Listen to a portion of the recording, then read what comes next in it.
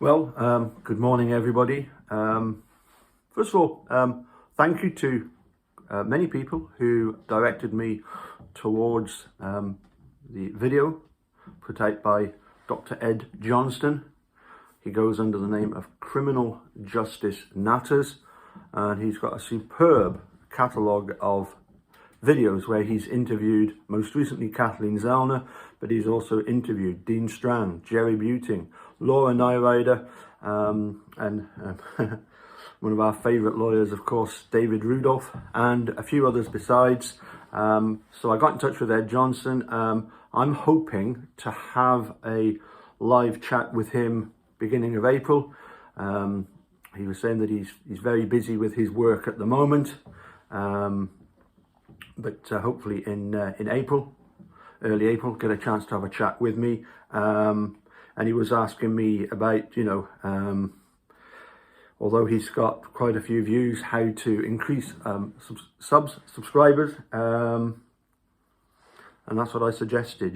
Doing live chats is probably one of the best ways of doing it, because you get the chance to engage with people. But if you haven't done so already, please go to Criminal Justice Natters, featuring Dr. Ed Johnston. I will, as usual, I'll pop the link in the description. So please do go and give him a like and a subscribe and watch some of the videos. The one with Kathleen Zellner, as I say, the most recent one. Very interesting stuff. That was the first thing that I wanted to mention. As you know, last week I sort of posed the question in one of the videos, what are they afraid of? I suppose wrongful convictions in general, we know what they're afraid of. They're afraid of the truth coming out. If they were being honest, it would be the fact that, they don't want potential wrongful convictions looked at. They just don't like the idea of these convictions being potentially wrongful, because it proves that they were wrong, and that is very, very embarrassing. One only has to look at Stephen Avery's case to see just how embarrassed Manitowoc Sheriff's County were with the wrongful conviction of 85, to the extent that they possibly arranged the disappearance of Teresa Holbach. Well, make up your own conclusions on that one, And for me, with all the cases that we've looked at, and when we've come across the guilters in these cases, really their only excuse could basically be this: that they would say, well, why are you trying to free a guilty person? Why are you putting all this effort and energy? Don't look at this case. Go and look at other cases. Just go away. Just leave this case alone. Don't look at it. Because you're trying to free somebody, you're putting efforts into trying to free somebody that's already guilty. You're wasting your time. To which we say, again, what have you got to hide? If we have this evidentiary hearing for Stephen Avery, if we were to have an independent review for Luke Mitchell, what are you afraid of? What is it that you don't want to happen? Taking this one step further, this idea one step further, this idea that we're trying to free a guilty person. Just look up on the internet, wrongful conviction. Loads of it, loads of stuff. Now look up wrongful exoneration. Yeah, it won't take you very long. There's nothing on the internet at all about wrongful exoneration, about somebody being wrongfully exonerated. I know of one case. Anyway, first of all, if you're new to the, if you just recently watched the Channel 5 documentary, which is excellent, and you're looking for more stuff to watch, definitely I would suggest, although they're particularly harrowing, if you haven't watched Making a Murderer yet, you need to watch that one. 20-hour-long episodes that really do go into the guts of the case. Obviously, a classic is the When They See Us, the story about the Central Park Five, and really harrowing is Time, the Khalif Browder story. But yes, can excessive advocacy go too far? I don't think so. I think when you see something like Netflix documentary Don't F with Cats, where people online were able to track down a very dangerous person, a Canadian fellow called Luca Magnotta, and it was really terrible what he was doing. Anyway,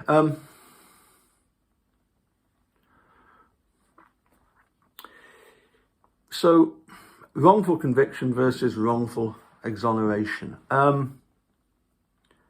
I came across this case through following Making a Murder. Sean Reck did a documentary, I think it was 2014, called A Murder in the Park.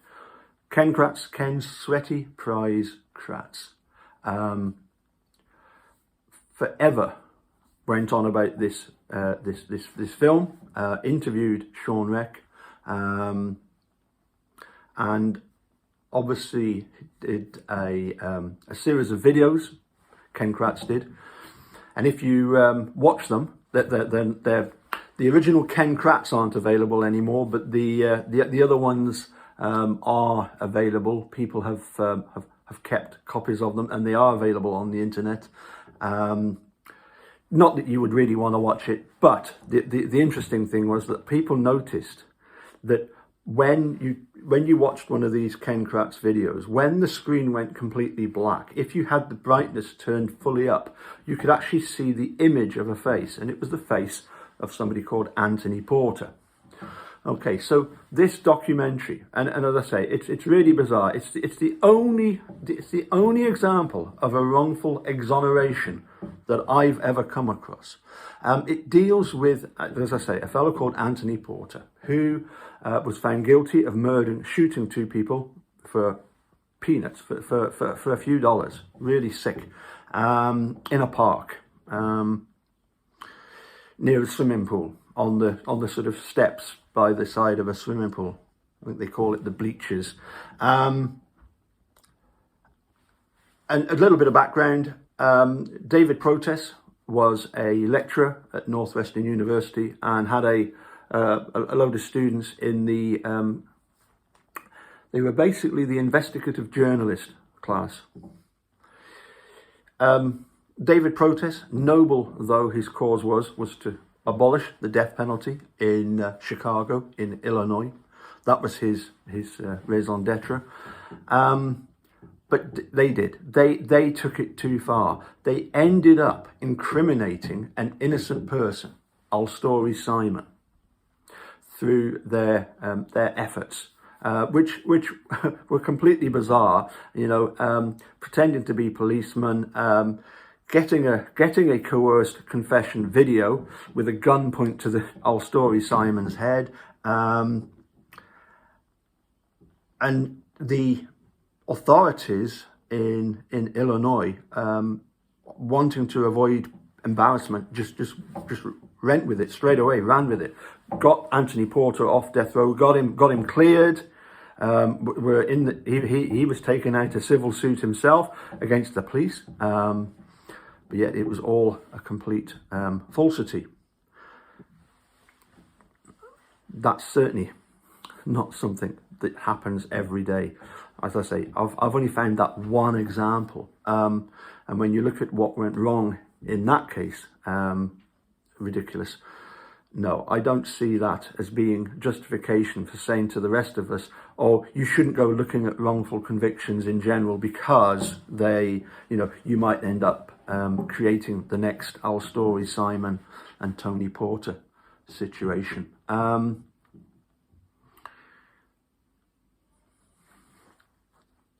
Another thought about the situation with Luke Mitchell. I really don't know why this suspect number one cannot be named for legal reasons. you know. But the practical thing is that apparently it's because he could claim an unfair trial. Well, should ask Luke Mitchell about that, shouldn't they? You know. Anyway, I wanted to talk a little bit about the newspapers. As some of you will know, that the Sun is actually banned in Liverpool. On both the red and the blue side of the city, they take each other's welfare very, very seriously. Let's me first of all read you. I've got 3 pages here that I printed off earlier today, which I just wanted to read about the Hillsborough. So here we go. Ever since the Sun's coverage of the Hillsborough disaster in 1989, the newspaper has been ostracised in the city. For decades, Liverpool fans and those who live in the city, and I would add Everton fans as well, or are affiliated with either, have boycotted the Sun, with newsagents refusing to sell the newspaper and others declining to even say its name.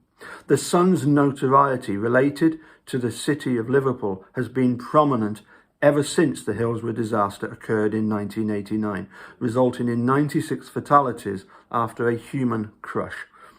The Sun is a tabloid newspaper and one of the largest circulating broadsheets in the UK. The publication has attracted extensive amounts of controversy since its foundation in 1964, having been repeatedly accused of regularly falsifying information and having misleading headlines, as well as allegations of being a perpetrator of the spread of fake news. Apparently it's a conservative supporting newspaper in recent years. I don't know. I never read these newspapers. So I'm just going with what the article says. So, you know, apparently a conservative supporting newspaper in recent years. The Sun has also been infamously accused of right-wing ideas and backing xenophobia and advocating against immigration and free movement within the UK. Well, as I say, I don't read the Sun. What I do know is about the Hillsborough disaster. The Hillsborough disaster took place on April the 15th, 1989, during an FA Cup semi-final tie between Liverpool and Nottingham Forest. And I actually got in touch with one of our regular commentators. A lot of people will know who Murder on Zidane Floor is. He was telling me that the day that Liverpool were playing Notts Forest, he went to the other semi-final at Villa Park. Very, very lucky that he didn't end up at Hillsborough.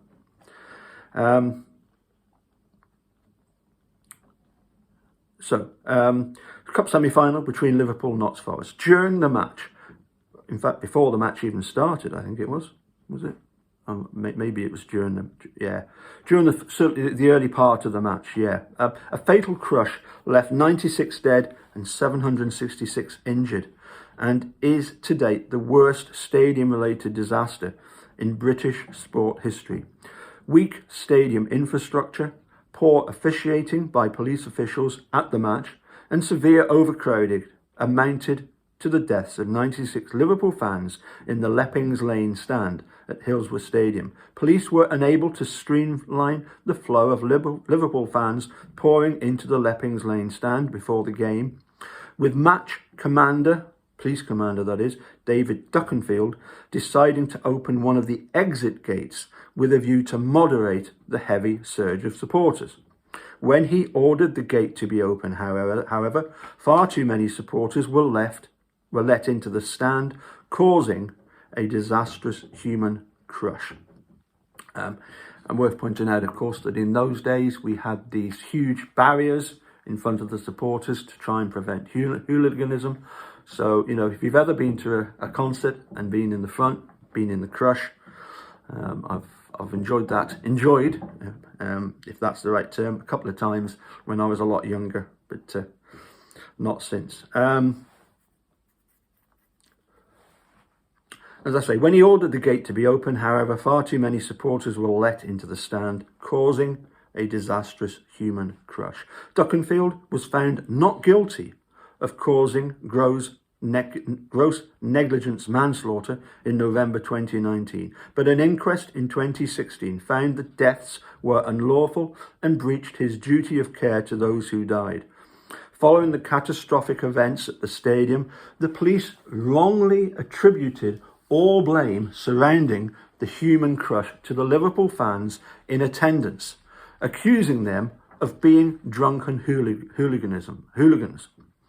The Sun, the newspaper, then in turn published a front page piece about the incident titled "The Truth" 4 days after the incident, in which they also accused the Liverpool fans of ultimately causing the death of 96 supporters due to their actions. Well, they say on the pitch, but on the day. Now, following this headline of The Truth, there were underneath were 3 subheadings following the controversial headline, consisting of, quote, "Some fans picked pockets of victims," "Some fans urinated on the brave cops," and "Some fans beat up a police constable giving kiss of life." The newspaper stated that information of Liverpool fans' supposed behaviour was fed to them by Police Inspector Gordon Sykes, in which he stated that Liverpool fans had pickpocketed the dead, in addition to other accusations by unnamed police officers, as well as Conservative MP Irvin Patnick. The Sun story then went on to state that drunken Liverpool fans viciously attacked rescue workers as they tried to revive victims, and police officers, firemen and ambulance crew were punched, kicked and urinated upon. The Sun's media coverage of the disaster led for a large majority of the city of Liverpool to boycott the newspaper, and sales dipped following 1989 and have not recovered since. It is boycotted not just by Liverpool fans, but Everton supporters as well, and those who generally have an affiliation to the city and football club. Campaigns such as Total Eclipse and the Sun Group have advocated for the total boycott of the newspaper within the city. The 1990 Taylor report concluded that all accusations of drunkenness and violent behaviour from Liverpool fans were unfounded, stating that most fans were not drunk, not even the worse for drink. Liverpool FC banned journalists from the Sun from entering Anfield, which is where Liverpool play their games, for press coverage in 2017, denying them access to matches and press conferences. Everton followed a few months later with Goodison Park. Following the ban, Liverpool placed on Sun journalists entering Anfield. Total Eclipse of the Sun Group tweeted, "Further to conversations with Liverpool Football Club directors, we are happy to inform you that Sun journalists will no longer enjoy access to club premises." Now we get to the crux of the matter. Has the Sun apologised for their comments? Yes and no. In 2005, 15 years after the disaster, the Sun published the following official statement, quote, "Our carelessness and thoughtlessness following that blackest of days made the grief of their families and friends even harder to bear. We long ago apologised publicly to the victims' families, friends, and to the city of Liverpool for our awful error. We gladly say sorry again today, fully, openly, honestly, and without reservation." Now, Kelvin McKenzie, editor of The Sun during the Hillsborough coverage, apologised in 1993 for his actions, but ultimately put the blame on the misleading information he received from the Tory MP. "I regret Hillsborough. It was a fundamental mistake. The mistake was I believed what an MP said. It was a Tory MP. If he had not said it and the chief superintendent had not agreed with it, we would not have gone with it. However, in 2006, he went back on his apology, being quoted at a private business lunch that he had only apologised because newspaper owner Rupert Murdoch had made him, quote, "I was not sorry then, and I'm not sorry now." In 2012, though, following the publication of a report that absolved Liverpool fans of all blame regarding the tragedy, Mackenzie stated, "Today, I offer my profuse apologies to the people of Liverpool for that headline. I too was totally misled." It has taken more than 2 decades, 400,000 documents, and a 2-year inquiry. I think that's important. The Hillsborough disaster was a 2-year inquiry. Would they need to take quite so long just to deal with Luke Mitchell? I don't think so. To discover, to my horror, let's start that sentence again. Quote, "It has taken more than 2 decades, 400,000 documents and a 2-year inquiry to discover, to my horror, that it would have been far more accurate had I written the headline, 'The Lies,' rather than 'The Truth.' I published in good faith, and I am sorry that I was so wrong." Needless to say, Liverpool fans have long since refused to accept the apologies made by the paper and the former editor. It's clear, isn't it, that the last thing that the Daily Record and the Scottish Sun want to do is to have another Hillsborough type inquiry into Luke's conviction. They don't want to have to apologise for their highly offensive, false, jury poisoning, community dividing headlines. I think that's all I want to say about that particular matter. It was great to have a chat with Sandra Lane on Friday evening. And as I say, I've got a few more things I'm gonna be looking at. As I say, is there a risk of excessive advocacy? Can we go too far? I don't think any of us are David Protest and investigative journalist students living in Chicago, in Illinois. It happened once. I say just look up wrongful convictions and then look up wrongful exonerations. They just don't happen.